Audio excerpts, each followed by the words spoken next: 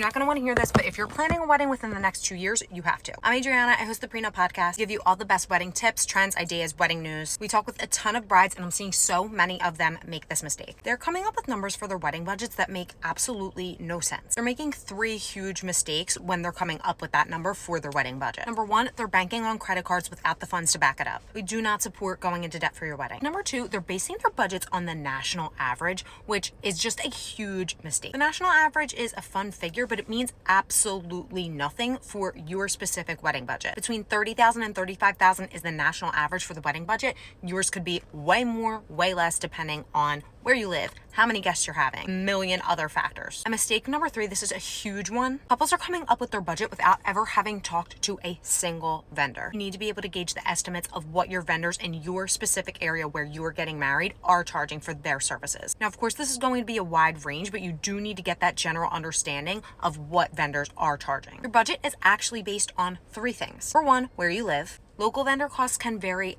astronomically depending on where you live. Number 2, super obvious, what you can afford. I have an entire free budget breakdown resource on my website that helps you figure out exactly what your budget should be down to the dollar. And number 3 is extremely important and underrated. A lot of people just don't factor this in. I can't understand why. But it is, of course, your guest count. Really good incentive to start trimming the fat, as we say, in terms of your guest count. If your parents are wanting to invite extra people, just show them the numbers. They're gonna zip it really quickly. Be smart, start working people into that B list. And make sure you're listening to the Prenup on Tuesdays for all the wedding tips and trends. We get into a lot of specifics.